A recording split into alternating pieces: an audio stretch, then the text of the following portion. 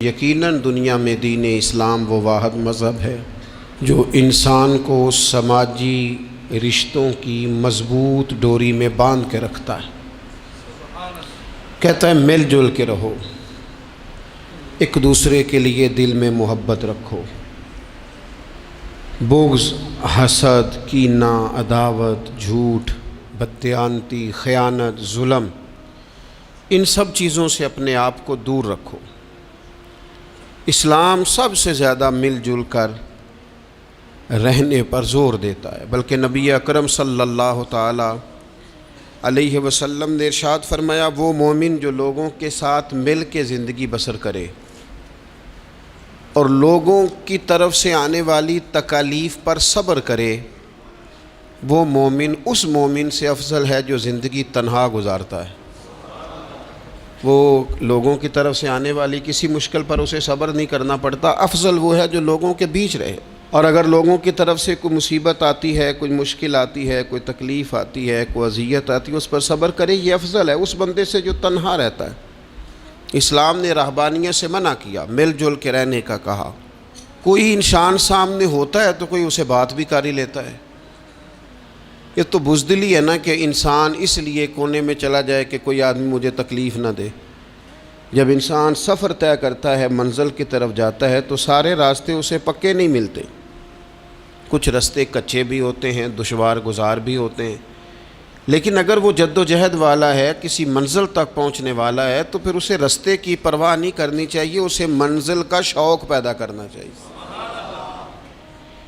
تو انسان کو، مسلمان کو سماجی رابطوں کا کہا، مل جل کر رہنے کا کہا، لیکن اس کے ساتھ ساتھ اسے صالح ماحول بنانے کا بھی حکم دیا کہ مل جل کے رہنا ضرور ہے، پر رہنا سچوں کے ساتھ ہے۔ مل جل کے رہنے میں ہی فائدہ ہے، لیکن ہر ایک سے مل جل کے تھوڑی رہنا ہے۔ فرمایا یا ایھا الذین آمنوا اتقوا اللہ وکونوا مع الصادقین، اے ایمان والو اللہ سے ڈرو اور سچوں کی سنگت اختیار کرو۔ ایسے لوگوں کے پاس بیٹھو جن کے مزاج میں صداقت ہو، جن کی طبیعتوں میں ستھرائی ہو، جن کا لب و لہجہ شستہ ہو، جن کے الفاظ دھلے ہوئے ہوں، جن کا آئینہ کردار صاف ہو۔ سچے لوگوں کی یہ جو انسان کا ماحول ہوتا ہے نا، یہ اس پر بہت اثر کرتا ہے۔ خارجی ماحول بڑا اثر کرتا ہے۔ نبی پاک صلی اللہ تعالی علیہ وسلم نے فرمایا کل مولود یولد علی الفطرہ، جو انسان بھی پیدا ہوتا ہے وہ فطرت پر پیدا ہوتا ہے، مسلمان پیدا ہوتا ہے۔ نبی کریم نے فرمایا اگر اس کے والدین یہودی ہوں تو اسے یہودی بنا دیتے ہیں، عیسائی ہوں تو عیسائی بنا دیتے ہیں، مسلمان ہوں تو بچہ پیدا، یہ صحیح حدیث میں موجود ہے۔ اور ان لفظوں کے ساتھ موجود ہے کہ والدین اگر یہودی ہوں تو یہودی بنا دیتے ہیں، عیسائی ہوں تو۔ چلیں دو باتیں میں تشریح کے طور پہ عرض کر لوں۔ حضور نے فرمایا بچہ مسلمان پیدا ہوتا ہے، ماں باپ یہودی ہوں تو یہودی بنا دیتے ہیں، عیسائی ہوں تو۔ اب مجھے کیا لینے دو، اگر ماں باپ نمازی ہوں تو نمازی بنا دیتے ہیں، ماں باپ قرآن مجید پڑھنے والے ہوں تو قرآن مجید پڑھنے والا بنا دیتے ہیں، ماں باپ سچ بولنے والا ہوں تو بچوں کو سچ بولنے والا بنا دیتے ہیں، ماں باپ اگر رزق حلال کی تلقین کرنے والے ہوں تو امید ہے بچے بھی رزق حلال کمائیں گے۔ یہ حضور نے فرمایا ہے کہ بچہ مسلمان، انسان نہ فطرت نیک ہوتا ہے، یہ بات آپ نے سمجھنی ہے۔ فی نفس ہی انسان مسلمان ہوتا ہے، فطرت پر پیدا ہوتا ہے۔ جھوٹ بولنے والا جو بندہ ہے نا، جو جھوٹ بولتا ہے، وہ بھی جھوٹ سے نفرت کرتا ہے۔ آپ جھوٹے کو جھوٹا کہیں وہ ناراض ہو جائے گا۔ انسان فطرتاً، کوئی نہیں سمجھ آئی آپ کو میں نے کیا کہا ہے؟ انسان فطرتاً فی نفس ہی نیک ہوتا ہے، مسلمان فی نفس ہی پرہیزگار ہوتا ہے، اس کے مزاج میں اللہ نے نیکی۔ اگر کسی وجہ سے وہ غلطی میں الجھ گیا ہے، اس کا رزق ناپاک ہو گیا، لیکن اگر آپ اسے کہیں گے نا تو حرام کھاتا ہے تو ناراض ہو جائے گا۔ کسی وجہ سے کھا رہا ہے، اللہ معاف کرے، پر کہیں گے تو ناراض۔ یہ اچھا لوگ کیا کہتے ہیں؟ لوگ یہ کہتے ہیں دیکھو جی جھوٹ بولتا ہے، جھوٹا کھا ہے تو بگڑ گیا ہے۔ او بھئی یہ جو بگڑ گیا ہے نا، اس پر اللہ کا شکر ادا کر۔ کیوں؟ اس لیے کہ جھوٹ بولتا ہے پر جھوٹ کو پسند نہیں کرتا۔ وہ کسی وجہ سے رزق اس کا ناپاک ہے پر رزق حرام کو پسند، اور رزق حلال والا کہلانا چاہتا ہے۔ انسان فی نفس سے ہی اپنے مزاج کے لحاظ سے برا نہیں ہوتا، لیکن جو اس کا ماحول ہوتا ہے نا، ارد گرد کے جو لوگ ہوتے ہیں، اس کا وہ اثر قبول۔ کیوں کہا اسلام نے پاک صاف رہنے کا؟ کیوں کہا طہارت کا؟ کیوں کہا صفائی نصف ایمان ہے؟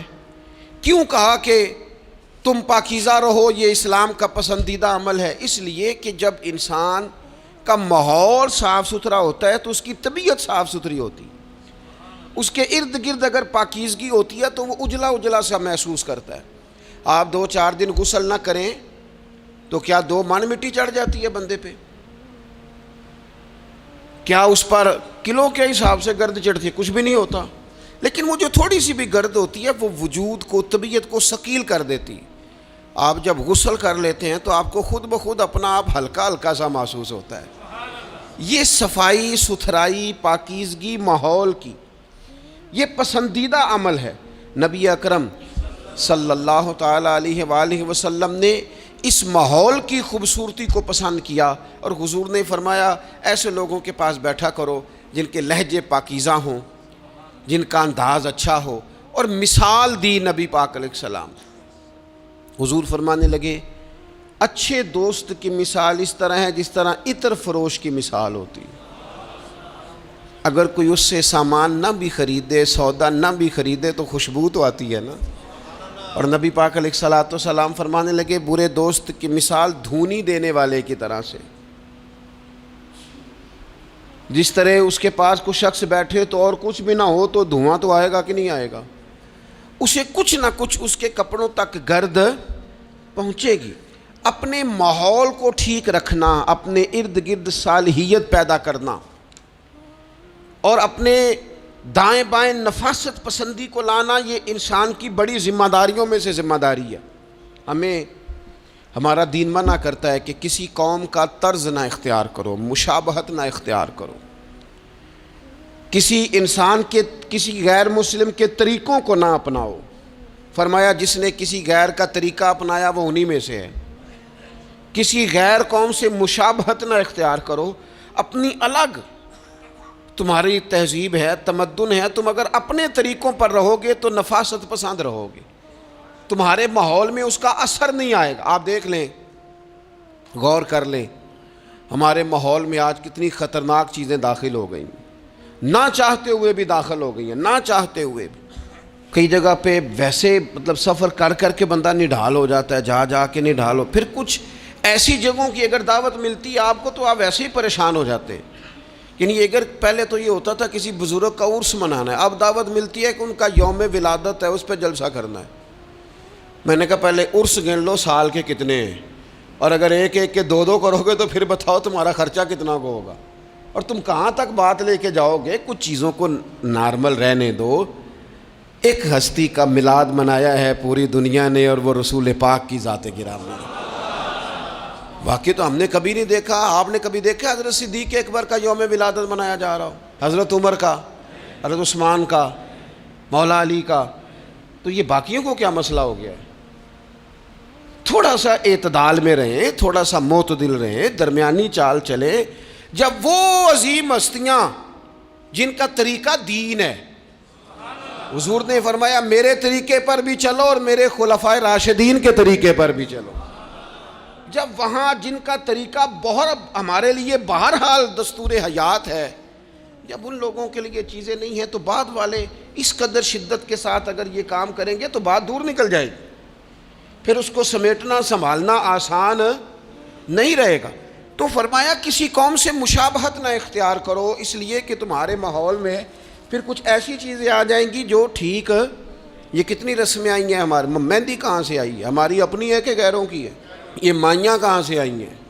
اپنی کہ غیروں کی؟ یہ جتنی رسومات ہیں، جتنی، میں نے ایک دفعہ سرچ کی، تھوڑی سی میں نے تحقیق کی تو ایسی ایسی عجیب رسمیں سننے کو ملی۔ لڑکا بیاہ کے گھر آیا ہے، اس کی اماں اس کے چہرے کے اوپر سے پانی پھیر رہی ہے، یہ تو خالص ہندوؤں کا طریقہ ہے۔ کسی کے چہرے کے گرد پانی پھیرنا خالص، یہ آپ نے بھی سنی ہوئی رسم. وہ بیاہ کے واپس آیا، یہ آپ کیا کر رہے ہیں؟ اور پھر کہتے ہیں اماں کو پانی نہ پینے دینا ورنہ بیماریاں ادھر چلے جائیں گی. کیا بات کرتے ہو؟ اسلام اس اوہام پرستی کا درس دے گا؟ کسی قوم کی مشابہت نہ اختیار کرو ورنہ تم انہی میں سے ہو جاؤ گے. اپنے ماحول کو، ارد گرد کے ماحول کو ستھرا رکھو، پاکیزہ رکھو، صاف ستھرا رکھو، اس میں طہارت رکھو. ایسے لوگوں کے پاس بیٹھو جن کے پاس بیٹھنے سے تمہیں اللہ کی یاد آئے. ایسے لوگوں کے پاس بیٹھو بیٹھنے سے تمہیں آخرت کی فکر نصیب ہو. ایسے لوگوں کے پاس بیٹھو جن کے پاس بیٹھنے سے تمہیں سادگی کا سبق ملے. ایسے لوگوں کے پاس بیٹھو جو تمہیں حقیقت پسند بنائیں، جو تمہیں یہ بتائیں کہ تم نے اپنی زندگی میں بنیادی کاموں کو کس ذمہ داری کے ساتھ سر انجام دینا ہے. لیکن ہم زیادہ تر اس طبیعت کے قائل ہوتے ہیں کہ ہم ان چیزوں کو سمجھتے نہیں. یہ جو ہم کلمات ادا کرتے ہیں، میں نے پہلے بھی کئی دفعہ کہا تھا، یہ جو ہم کلمات ادا کرتے ہیں ان کا بھی ہم پر اثر ہوتا ہے، ان کی بھی تاثیر ہوتی ہے، ان کی بھی خوبصورتی ہوتی ہے. تو جو ہم باتیں دوسروں سے سنتے ہیں، ہم جب کسی کے پاس اٹھتے بیٹھتے ہیں تو جو بات وہ بندہ اکثر کرتا ہے نا، وہ نہ چاہتے ہوئے بھی ہماری زبان پہ جاری ہو جاتی ہے. کچھ جملے ایسے ہوتے ہیں جو سوسائٹی میں عام ہوتے ہیں تو ہر بندے کی زبان پر چڑھ جاتے ہیں کہ نہیں چڑھ جاتے، یاد ہو جاتے ہیں کہ نہیں ہو جاتے. تو ایسے لوگوں کے پاس بیٹھا جائے جو خیر کی بات کرنے والے ہوں، تاکہ ہماری زبانوں پر ہی خیر ہی جاری ہو، کوئی شر والا عمل ہماری زبانوں پر جاری نہ ہو. اچھائی. نبی پاک علیہ الصلوۃ والسلام تبوک سے واپس آ رہے تھے، رستے میں مقام جارانہ پر حضور علیہ الصلوۃ والسلام نے حضرت بلال حبشی رضی اللہ تعالیٰ عنہ سے ایک مقام پہ فرمایا اذان پڑھو. سیدنا بلال نے اذان پڑھی. چند نوجوان وہاں کھیل رہے تھے، ان میں سے ایک نوجوان جناب ابو معذورہ بھی تھے. انہوں نے نا حضرت بلال حبشی کی آواز کی نقل اتاری. یہ اگر نیت اچھی ہو نا تو اچھوں کی نقل بندے کو تار دیتی ہے. ہاں اگر نیت اچھی ہو، اگر معاذ اللہ توہین کی نیت ہو تو یہ مسئلہ خطرناک ہے. حضرت موسیٰ علیہ السلام کے زمانے میں ایک شخص تھا تو جناب موسیٰ کی نقل اتارتا تھا، اس کا انتقال ہو گیا تو رب کریم نے فرمایا اس لیے اسے معاف کر دیا ہے کہ ادائیں تو میرے کلیم کی اپناتا تھا، ادائیں تو میرے کلیم کی اپناتا تھا. حضرت بلال کی نقل اتاری تو سرکار کے کانوں میں آواز گئی. آپ نے صحابہ سے فرمایا بچوں کو لاؤ. اب جب ان کو منگوایا تو وہ دوڑ گئے. محبوب نے فرمایا کتنا کو دوڑو گے، پکڑ تو ہم نے لینا ہے. سب بچوں کو لے آئے. حضرت ابو معذورہ بھی ہیں. حضور نے فرمایا کس نے اذان کی نقل اتاری ہے؟ تو یہ بچے بڑے پکے ہوتے ہیں، اگر ایکا کر لینا آپس میں. حضور نے فرمایا کس نے اذان پڑھی ہے؟ کوئی نہیں بولا. کریم فرمانے لگے چلو باری باری سناؤ. اب حضرت ابو معذورہ کی باری آئی. مختلف انداز میں بھی روایت مختلف جگہوں پہ موجود ہے. جب ان کی باری آئی انہوں نے اذان پڑھی. پہلے تو پڑھی تھی اپنی مرضی سے، اب پڑھی کریم رسول کی صحبت میں کھڑے ہو کے. اور یار حد ہو گئی جو نبی پاک کے سامنے کھڑا ہو کے کہے اشہد ان لا الہ الا اللہ، جو حضور کے سامنے کھڑا ہو کے کہے اشہد ان محمد رسول اللہ، پھر وہ بندہ خالی رہ جائے. حضور نے فرمایا کتنی سونی ہے تیری آواز. اور پھر سرکار نے ان کے سر پہ ہاتھ پھیرا، پھر ان کے دل پہ ہاتھ پھیرا. تھوڑی دیر ہوئی ایک آیا کالیاں زلفاں والا. ایویں تھوڑی دیر ہوئی ایک آیا کالیاں زلفاں والا. 2 کڑیاں میرے من وچ رکیا ہے تے کر گیا نور اجالا. ہر چیز تبدیل ہو گئی. محبوب نے دعا کی اللہ انہیں اسلام کی ہدایت دے دے. حضرت ابو معذورہ کہتے ہیں چند منٹوں میں میرا ماحول بدلا، میری تقدیر بھی بدل گئی، میں کلمہ پڑھ کے مسلمان ہو گیا. اب نبی پاک علیہ السلام نے کیا فرمایا؟ فرمایا کہ بلال اذان پڑھیں گے مدینہ طیبہ میں اور ابو معذورہ پڑھیں گے مکہ مکرمہ میں. ان کے بال اتنے بڑے تھے کہ وہ بیٹھتے تھے نا تو ان کے نیچے دب جاتے تھے. لوگوں نے کہا کٹواتے کیوں نہیں؟ کہنے لگے کیسے کٹواؤں؟ حضور نے دست مبارک لگایا یہ میں بال قبر میں ساتھ لے کے جاؤں گا. پسے مردن فرشتوں نے جو تلاشی لی تو کیا نکلا؟ کہتے میں انتقال کر گیا، فرشتے قبر ٹٹولنے لگے کہ بھلا کیا لے کے آیا؟ پسے مردن، بعد مرنے کے پسے مردن فرشتوں نے جو تلاشی لی تو کیا نکلا؟ فقط ایک دل کے گوشے سے خیال مصطفیٰ نکلا. حضور کا خیال پاک نکلا، حضرت ابو معذورہ کو تھوڑی دیر وہ ماحول ملا، حضور کی سنگت ہمارا جو ماحول ہے نا ارد گرد کا، وہ تھوڑی دیر بھی پاکیزہ، پورا پاکیزہ تھوڑی دیر بھی مل جائے نا تو روح کو بدل جاتا ہے، طبیعتیں قرار میں آ جاتی، باطن میں سکون ٹھہرتا ہے، ماحول اجلا نہیں رہا۔ میں کئی دفعہ کہتا ہوں کہ شاید ہمارے دور میں بھی موبائل اتنا عام ہوتا تو جو کچھ لوگ اس دور میں چند لفظ پڑھ گئے تھے وہ بھی شاید محروم رہ جاتے۔ اب تو بچے بڑی آزمائش میں ہیں، ساری غلطی بچوں کی نہیں ہے، بچے بڑی آزمائش میں ہیں اس لیے کہ ان کے ارد گرد ماحول اتنا خطرناک ہے، وہ کیسے اثر قبول، سیانے بندے اثر قبول کرتے ہیں، سمجھدار لوگ اثر قبول کرتے ہیں، تو بچے بیچارے کیا کریں؟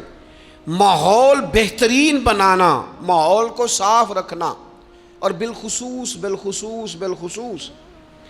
اپنے گھر کے ماحول کو ٹھیک رکھنا، یہ بہت بڑی ذمہ داری۔ ہم یہ سمجھتے ہیں کہ صرف گھر اینٹوں پتھروں سے بنتا ہے، گھر کے ماحول کو ٹھیک رکھنا سب سے پہلی ذمہ داری۔ بچوں کے لیے اچھی ماں کا انتخاب، اچھی بیوی لے کے آنا گھر میں، یہ سب سے زیادہ اہم مسئلہ ہے۔ نہ مانے ہم، لیکن بہرحال ڈھیر ساری جگہوں پہ دولت دیکھی جاتی ہے شادی سے پہلے۔ ماں باپ نے بڑی زیادتی کی، بڑا ظلم کیا، ناراض نہ ہونا، بڑا ظلم کیا، پیسے دیکھے بچی اور بچے کا نکاح کر دیا۔ یہ اتنا بڑا زندگی میں آپ نے اپنی اولاد کے ساتھ ظلم کیا ہے کہ آپ تو سائیڈ پہ ہو جائیں گے، لیکن وہ بیچارہ ساری زندگی اس کو بھگتے گا۔ نبی پاک صلی اللہ تعالیٰ علیہ وسلم نے الفاظ کو کھول کر، بات کو واضح کر کے بتایا تھا۔ ایک تو ہوتا ہے نا کہ آپ کو کسی تشریح میں جانا پڑے، حضور نے بالکل کھول کے فرمایا کہ عورتوں سے محض ان کی خوبصورتی کی وجہ سے شادی نہ کرنا، اس لیے کہ خوبصورتی ان کو ہلاکت میں ڈال دے گی، اور فرمایا محض ان کے مال کی وجہ سے شادی نہ کرنا، مال ان کو سرکش بنا دے گا۔ یا رسول اللہ صلی اللہ تعالی علیہ وسلم پھر کیا کریں؟ تو محبوب فرمانے لگے ان کی دینداری کی وجہ سے ان سے شادی کرنا۔ اور یہ ابن ماجہ میں لفظ موجود ہیں، اللہ کے محبوب علیہ الصلوۃ والسلام فرمانے لگے کان میں سوراخ والی کالے رنگ کی باندی اگر دیندار ہو تو تمہارے لیے بڑی بہتر ہے۔ باندی ہو، رنگ سیاہ ہو، کان میں سوراخ ہو، اس سے نکاح کر لینا، شرط یہ ہے کہ دیندار ہو۔ بہت اثرات ہیں ماں کے، لہٰذا اس انتخاب کے اندر باریکی کا مزاج پیدا کریں اگر اپنے گھر کا ماحول ٹھیک رکھنا چاہتے ہیں۔ اور اگر ماحول ٹھیک نہیں ہے تو پھر آپ کروڑوں روپیہ لے آئیں، جس کے بچے ہی ناکام ہو گئے اس کے پیسے کیا کریں گے؟ آپ بہت بڑا گھر بنا لیں لیکن اگر بچے ہی ناکام ہو گئے تو آپ کی بڑی حویلی کیا کارنامہ سر انجام دے گی۔ اور اسی طرح کا معاملہ مرد کے ساتھ بھی ہے۔ نبی پاک علیہ الصلوۃ والسلام نے فرمایا جب تمہیں ایسے لوگ پیغام نکاح دیں جن کا دین اور اخلاق اچھا ہو تو پھر اپنی عورتوں کا نکاح ان سے کر دو۔ اگر ایسا نہیں کرو گے تو زمین میں فتنہ برپا ہوگا، فساد ہوگا۔ نیک مرد جب ملے تو پھر اس کے ساتھ نکاح کرو۔ صحیح بتانا، خالی نیک دے کے رشتہ دے دیا جاتا ہے؟ نیک ہے، دیندار ہے، اچھے اخلاق والا ہے، خالی تقویٰ دیکھ کے لوگ رشتہ دیتے ہیں؟ بڑا کچھ دیکھا جاتا ہے، بڑا پس منظر دیا تو تنخواہ تھوڑی ہو تو کہتے ہیں کماتا ہی کچھ نہیں۔ اگر تو بہو آئے تو پھر تو اس کے نصیب کا رزق ہے، اگر بیٹی نے جانا ہو تو پھر اس کے نصیب کا رزق نہیں ہوتا۔ تو جن رشتوں کی بنیاد لالچ پر رکھی جاتی ہے وہاں گھر کا ماحول درست رکھنا ممکن نہیں رہتا۔ گھر کا ماحول اس وقت درست رہتا ہے جب تقویٰ کو، طہارت کو، پرہیزگاری کو، عمدہ اخلاق کو، عمدہ اطوار کو، اچھے نظریات، ستھرے مزاج کو، گھرداری کے ماحول کو جب پیش نظر رکھا جاتا ہے پھر حالات کچھ اور طرح کے ہوتے ہیں۔ لیکن ہمارے ہاں چونکہ یہ چیزیں دیکھی نہیں جاتی، اس پر غور نہیں کیا جاتا، اور میں نے پہلے بھی کہا ہے، پھر کہتا ہوں یہ بات ضروری ہے، اس پر آپ نے غور کرنا ہے۔ لوگ دیندار ہوں، دیندار نظر نہ آتے ہوں، تھوڑی سی اس پر غور کر لیں، دینداری کا لیبل نہ ہو، اندر دینداری موجود ہو، صرف بار بورڈ نہ ویزا ہو، اس کے اندر باقاعدہ تقوی ہو، پرہیزگاری ہو، اللہ کا خوف ہو، اور سب سے ضروری چیز اچھے اخلاق ہو۔ نبی اکرم علیہ السلام کی خدمت میں عرض کیا گیا تھا، یا رسول اللہ ایک بی بی بڑا صدقہ کرتی ہے پر اپنی زبان سے تکلیف دیتی ہے پڑوسیوں کو، صدقات بڑے کرتی ہے، سخی بڑی ہے، تو حضور نے فرمایا دوزخی ہے۔ یا رسول اللہ ایک بوڑھی اماں پنیر کے خشک ٹکڑے صدقہ کرتی ہے، غریبنی ہے، پر یا رسول اللہ اخلاق کی بڑی اعلیٰ ہے، اللہ کے محبوب نے فرمایا اسے بتا دو رب اسے جنت عطا فرمائے گا۔ وہ جنتی بی بی ہے اس لیے کہ اخلاق عمدہ ہے، اس کا لہجہ عاجزی والا ہے، اس کے لفظوں میں خوبصورتی ہے، وہ اپنی زبان کے تیر برسا کے دلوں کو گھائل نہیں کرتی۔ تو اخلاقی رویوں کی عمدگی یہ انسان کے لیے جنت کا رستہ آسان کرتی۔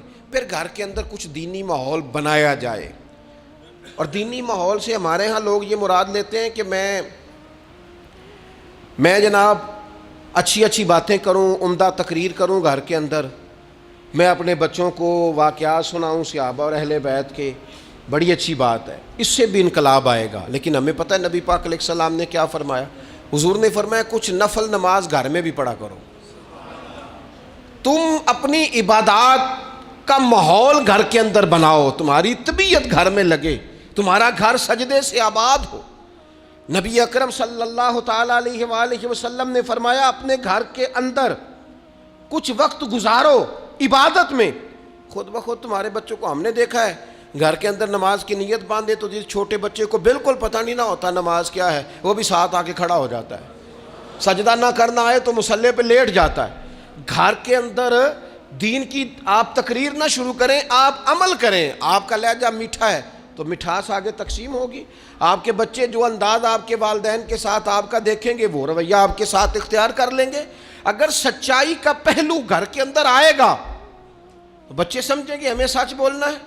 اگر وہ کبھی اپنے باپ کو حضور کی یاد میں روتا دیکھیں گے تو وہ بھی کہیں گے مدینے جانا ہے۔ اگر وہ کبھی نبی پاک علیہ السلام کی محبت کی گفتگو دیکھیں گے تو خود بخود وہ بات اتر جائے گی۔ گھر کے اندر اگر بڑا کچھ ہوتا ہے، آج جی میرا دل کر رہا ہے میں نے پکوڑے کھانے ہیں، آج جی میرا دل کر رہا ہے میری مرضی کی فلاں چیز پکائی جائے، آج میرا دل کر رہا ہے فلاں چیز گھر میں لائی جائے، تو کبھی کبھی یہ بھی دل کرنا چاہیے کہ آج میرا دل کر رہا ہے گھر میں سورہ یاسین پڑھی جائے، آج میرا دل کر رہا ہے گھر میں اللہ کا ذکر کیا جائے۔ نبی کریم صلی اللہ تعالیٰ علیہ وسلم نے فرمایا ایک وہ گھر ہے جس میں اللہ کا ذکر ہوتا ہے اور ایک وہ گھر ہے جس میں اللہ کا ذکر نہیں ہوتا، ان دونوں گھروں کی مثال زندے اور مردے کی ہے۔ جہاں رب کی یاد ہوتی ہے وہ گھر زندوں کا ہے، جہاں اللہ اللہ کی جاتی ہے وہ گھر زندوں کا ہے، جہاں رب کو پکارا جاتا ہے دعائیں مانگی جاتی ہیں وہ گھر زندوں کا ہے۔ اور جہاں سویرے سارے سوئے ہیں،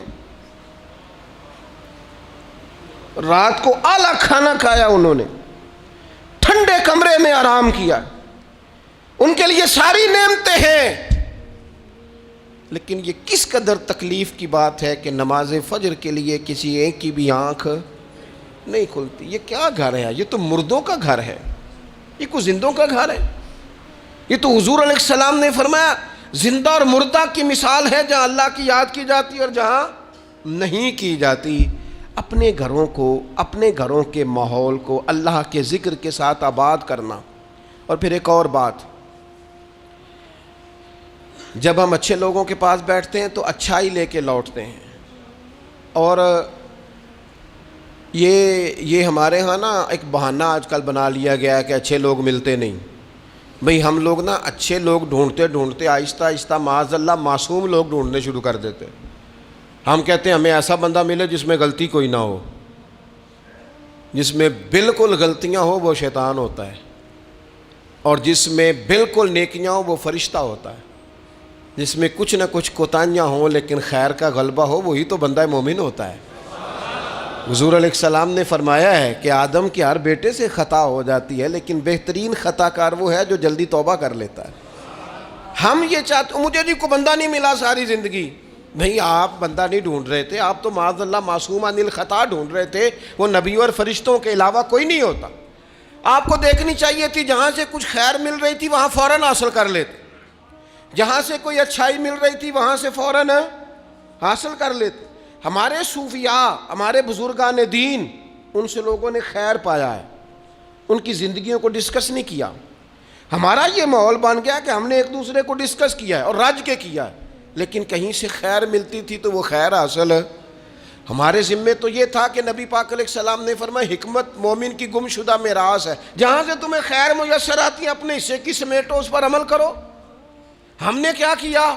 ہم نے وہ بندے نے خیر دی تھی، پھر ہم نے ٹٹولنا شروع کیا، پھر ہم نے تھرمامیٹر لگا اور اپنا اپنا کرائیٹیریا، اپنا اپنا معیار بنا کے لوگوں کو تولا. نتیجہ کیا نکلا؟ ساری زندگی تولتے ناپتے گزر گئی. خیر پانے والے خیر پا کے چلے بھی گئے، نصیحت لینے والے نصیحت لے کے چلے بھی گئے، جنہوں نے عمل کرنا تھا انہوں نے عمل کر بھی لیا، اور کچھ ایسے تھے بیچارے ساری زندگی ٹٹولتے ہی رہے، ساری زندگی طے ہی کرتے رہے، ساری زندگی انہوں نے. ہمارے حفظ صاحب رحمۃ اللہ علیہ کی خدمت میں ایک شخص آیا، اس نے کہا جی میں نے دنیا دیکھی ہے، مجھے کوئی بندہ پسند نہیں آیا، اور اب آپ کی شہرت سنی ہے تو میں زیارت کے لیے آیا ہوں. تو حضرت قبلہ عالم رحمۃ اللہ علیہ وہ بڑی تھوڑی باتیں کرتے تھے، اور جو کرتے تھے وہ کمال کرتے تھے. وہ فرمانے لگے آپ کھانا کھائیں، فقیر کے لائق کو حکم ہو تو کریں، باقی چونکہ آپ نے کافی دنیا دیکھی ہے تو وہ جتنے آپ دیکھ آئے ہیں میں ان سب سے زیادہ گناہ گار ہوں، لہٰذا اگر آپ اتنے لوگوں کو دیکھنے کے بعد یہاں آئے ہیں تو آپ کو یہاں سے کچھ نہیں ملنے والا، اس لیے کہ ہم تو ان سب سے چھوٹے ہیں. ہمارا یہ معیار ہے، یہ عاجزی، یہ انکساری، یہ درد. اس شخص کو اگلا سوال کرنے کا موقع ہی نہ ملا. کہنے لگا آپ مجھے بیعت فرما لیں، تو کہنے لگے نہیں نہ، اتنی تنقیدی نظریں اور اتنا گہرا مطالعہ، تھوڑے عرصے کے بعد آپ پریشان رہنے لگ جائیں گے. آپ جائیں، ابھی ڈھونڈیں، ابھی تلاش کریں، بھی آپ کو وقت لگے گا. آپ تھوڑا گھوم لیں. زندگی میں کچھ لوگ خیر پا ہی نہیں سکے، انہیں اچھے لوگ ملے ہی نہیں، حالانکہ یہ میرے نبی پاک کی امت ہے. میں بڑی بات کرنے لگا ہوں، بڑی، اگر آپ کی سمجھ میں آئے تو. یہ حضور کی امت ہے. کنتم خیر امت، یہ نبی پاک پر نازل ہونے والے قرآن کا فیصلہ ہے. اور میرے رسول پاک علیہ السلام نے فرمایا میری امت میں سے بڑی جماعت، سواد اعظم ہمیشہ حق پہ رہے گی، بڑے لوگ ہمیشہ حق پہ رہیں گے. اور حضور نے فرمایا میرے دین پر ہمیشہ عمل کیا جاتا رہے گا. تو قرآن و حدیث تو کہتے ہیں خیر والے لوگ موجود ہوں گے، تو جسے مل نہیں رہے، اور ایک دو چار لوگ نہیں، جماعت کہا. کتاب و سنت کہہ رہی ہے لوگ ہیں، ملیں گے، اور جس کو مل نہیں رہے اس کا معنی یہ ہے کہ وہ سامنے والے کا چہرہ تو صاف کر رہا ہے پر اپنی اینک کا شیشہ صاف نہیں کر رہا. وہ سامنے سے آئینے کو تو الزام دے رہا ہے، لیکن وہ اپنے چہرے سے نقاب اتارنے کو تیار نہیں ہے. مندے بندے نو میں لبن ٹریا تے جگ تے ملیا نہ کوئی، اپنے اندر چاتی پائی تے میتھوں برا نہ کوئی. جو لوگ خیر، اچھے لوگوں کو ڈھونڈیں اور اچھائی سے فیض پائیں، اس سے فیض حاصل کریں. جو لوگ بھی ڈگریوں پر بحث کرتے ہیں نا، ٹیچر آئے ایف اے کے، بی اے کے، ایم اے کے، انہوں نے آتے ہی کلاس میں کہا کتابیں نکالو بھائی. پہلے دن فرسٹ ایئر کی کلاس بیٹھی ہے، سمجھ لیں اردو کے ٹیچر، کتابیں نکالو. تو ایک اسٹوڈنٹ صاحب اٹھ کے کھڑے ہو گئے، انہوں نے کہا سر جی پہلے آپ یہ بتائیں کہ آپ نے ایم اے اردو کیا ہوا ہے، پھر آپ یہ بتائیں کہ ایم اے کے بعد آپ نے بی ایڈ یا ایم ایڈ کیا ہے، پھر یہ بتائیں کہ آپ میرٹ پہ ہیں کہ سفارش پہ ہیں. اگر یہ 3 سوال اسٹوڈنٹس کرے تو استاد جواب دے دے گا. ہاں ایسے شاگرد کے لیے ڈنڈا سوٹا چلایا جا سکتا ہے. بھائی تو کتاب کھول، تو کون ہوتا ہے یہ پوچھنے والا؟ تیرا یہ کام نہیں. یہ مجھ سے پوچھے گا کالج کا پرنسپل، یا مجھ سے پوچھے گا اس ادارے کا ہیڈ جو مجھ سے بڑا ہوگا، اسے میں ڈگری دکھاؤں گا. تو کون ہوتا ہے؟ تیرے ذمہ یہ آیا ہے کہ تو مجھ سے پڑھ، کتاب کھول، میں تجھے پڑھاؤں، یہ تیری ذمہ داری. میرے دور کا سب سے بڑا مسئلہ یہ ہے کہ لوگوں نے کہا اولیاء کی ڈگریاں چیک کریں گے، معاذ اللہ یہاں تک کہ کہا پہلے صحابہ کی تاریخ دیکھیں گے، کون کس کے ساتھ مشاجرات میں تھا، پہلے وہ چیک کریں گے پھر فیض پائیں گے. ہمیں تو ہمارے نبی نے کہا تھا صحابی کا نجوم، میں نے یہ سارے تمہارے لیے ستارے بنائے ہیں، تم جس کے پیچھے چلو گے اللہ تمہیں ہدایت عطا فرما دے گا. لیکن یہاں لوگوں نے کہا ہم ڈگریاں دیکھیں گے. نقصان کیا ہوا؟ بے فیض رہ گئے. نتیجہ کیا نکلا؟ پا کچھ نہیں سکے. لازمی طور پر رزلٹ یہ برآمد ہوا کہ شر ہی شر پھیل گیا، فتنہ ہی فتنہ ہو گیا۔ ہمارے ذمے تو خیر لینا تھا، خیر نہیں لی، ڈگریوں پہ بحث کی، نتیجہ غلط برآمد ہوتا ہے۔ اپنی مومن کی گمشدہ میراث ہے حکمت، جہاں سے خیر کی بات ملے اسے لو۔ حضرت عبداللہ ابن عباس آپ فرمایا کرتے تھے بس ایک کام کرنا، لا تجالسوا اہل الہوا، جو لوگ ہوائے نفس والے ہوں، برے ہوں، ان کی مجلس نہ کرنا، بروں کے پاس نہ بیٹھنا۔ حضور کیا ہوگا؟ فرمایا اگر ان کے پاس بیٹھو گے نا تو تمہارا دل اور تمہاری روح بیمار ہو جائے گی، روح بیمار ہوگی، دل سخت ہو جائے۔ بروں کی صحبت سے اپنے آپ کو بچانا، اپنے ارد گرد کے ماحول میں خیر والے۔ داتا گنج بخش علی اجویری رحمۃ اللہ تعالیٰ علیہ ارشاد فرماتے ہیں کہ ایک بندہ طواف کعبہ کر رہا تھا، بیت اللہ شریف کا طواف کر رہا تھا، اور وہ طواف کرتے کرتے نا دعائیں مانگ رہا تھا، یا اللہ میرے دوستوں کو نیک کر دے، یا اللہ میرے دوستوں کو پرہیزگار کر دے، یا اللہ میرے دوستوں کو اچھا کر دے۔ داتا صاحب فرماتے میں نے اس کا بازو تھام لیا، میں نے کہا یہ کیا دعا ہوئی، کوئی اپنے لیے بھی مانگ۔ تو کہتے ہیں وہ کہنے لگا حضور اگر میرے دوست نیک ہوئے تو میں انشاءاللہ خود بخود ہی ہو جاؤں گا، اگر میرے ارد گرد کا ماحول ٹھیک ہوا تو مجھے بھی خیر کی طرف لے جائیں گے۔ اگر ماحول ٹھیک ہو، دائیں بائیں، ہم یہ کرتے ہیں کہ ہم نا کئی دفعہ اپنی آگ بجھاتے ہیں، پڑوسیوں کی بجھانے کی کوشش۔ میرے ابا جی پتہ کیا کہا کرتے تھے، وہ کہندے سن پتر جے گوانڈیاں دی اگ نہ بجھائیے تے اپنے گھر بھی آ جاندی۔ تو پڑوسی کی آگ کئی دفعہ اس لیے بھی بجھا دینی چاہیے کہ ایسا نہ ہو کہ اگر وہ جلتی رہی تو ہمارے گھر بھی۔ اپنے ماحول کو ٹھیک کرنا چاہیے، ارد گرد کے سارے ماحول، کیونکہ ماحول ٹھیک رہتا ہے تو اس میں رہنے والے بچے، اس کے اندر بسنے والے لوگ یہ بھی ٹھیک رہتے ہیں، اور اگر ماحول بگڑ جائے پھر سارا کچھ بگڑ جاتا ہے۔ اپنی مجالس کو عمدہ کریں۔ دوستوں کے ماحول میں نا ایک دوست رواج ڈالے کہ یار ٹھیک ہے گپ شپ بڑی ہو گئی، میرے پاس حضور کا ایک فرمان ہے، یہ دیکھو میں موبائل میں لے کے آیا ہوں، اگر مجھے 2 منٹ دو تو میں اپنے کریم کی ایک حدیث نہ تمہیں سناؤں۔ تھوڑا سا تانا دیں گے، تھوڑا سا کہیں گے بہ جا تو ایڈا مولوی، پتہ ہے جتنا تو نیک ہے، تھوڑا سا کہیں گے، لیکن یہ 2-4 منٹ کے لیے ہوگا، اور حضور کی بندہ حدیث سنائے اور پھر سرکار کا فیض حاصل نہ ہو، پھر اللہ کی مدد نہ آئے۔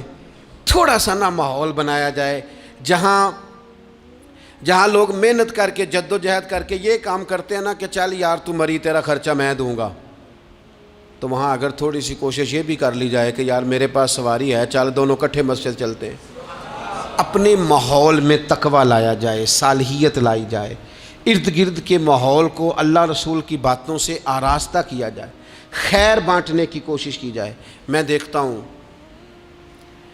تلخ تلخ طبیعتیں ہیں، پریشان لوگ ہیں، رج کے سوئے ہیں، رج کے کھایا ہے، اور اچھی جگہ پہ اللہ نے رہنے کا موقع دیا ہے، لیکن طبیعت کو قرار نہیں ہے۔ کیوں؟ اس لیے کہ جسم سیر ہو گیا، روح پیاسی ہے، باطن تڑپتا ہے، اس کے اندر بھوک ہے، درد ہے۔ جب ہم خیر والی مجالس برپا کریں گے، وہ صحابہ کی محفلیں جہاں علمی باتیں ہوتی تھیں، جہاں خیر کی گفتگو ہوتی تھی، جہاں حضرت عمر فاروق کے گرد بہت سارے صحابہ بیٹھے، حضرت عبداللہ ابن عباس کو آپ اکثر قریب بٹھایا کرتے تھے، فرمانے لگے یار میرا دل کرتا ہے قرآن مجید کی ایک سورہ ہے اس کی تفسیر بیان کی جائے۔ میں بھی اپنے فہم کے مطابق کچھ کہتا ہوں، حضرت عمر جیسے لوگ، انداز کتنا عاجزی والا ہے، میں بھی اپنے علم کے مطابق بات کرتا ہوں، سارے رائے دو۔ بعض لوگوں کا خیال تھا حضرت عبداللہ ابن عباس کو زیادہ آگے کیوں بٹھاتے ہیں، اتنے کبار صحابہ کی موجودگی۔ حضرت عمر نے سورہ نصر تلاوت کی، اذا جاء نصر اللہ والفتح ورأیت الناس یدخلون فی دین اللہ افواجا۔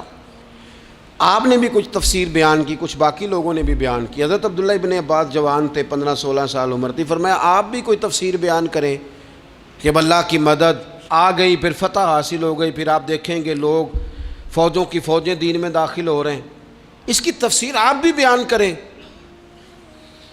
حضرت عبداللہ ابن عباس نے پہلے ٹھنڈی آہ بھری، پھر بات کہنے سے پہلے آنسو آئے، پھر فرمانے لگے امیر المومنین اس آیت میں نبی پاک کے وصال ظاہری کی خبر دی گئی ہے۔ یہ صورت بتاتی ہے کہ اب حضور کے وصال کا وقت آ گیا ہے، اس لیے کہ جب فتح ہو گئی ہے، جب فوجوں کی فوجیں لوگ دین میں آ گئے ہیں، تو اب رب نے کہا فسبح بحمد ربک واستغفر، اب آپ تسبیح پڑھیں، استغفار کریں، اللہ کی حمد کریں۔ یہ حضور کے وصال کی طرف اشارہ ہے۔ صحابہ بھی روئے، حضرت عمر بھی روئے، عبداللہ ابن عباس بھی روئے، بس وہ رونا ہی تھا کہ محفل کو نیا رنگ مل گیا، اس ماحول کا حسن نور علی نور ہو گیا۔ یہ کیفیات پیدا ہوں، یہ ماحول ہمارے ہاں بنے، اور یہ بن سکتا ہے۔ اپنے گھروں میں ان چیزوں کو ہم لے کے آئیں۔ کوئی آج یار میں نے یہ خیر کی بات سنی ہے یہ، اور اگر جواب میں کبھی پتر بھی کہہ دے ابا جی آپ نے سنی ہے تو میں نے بھی ایک سنی ہے، میں سناؤں؟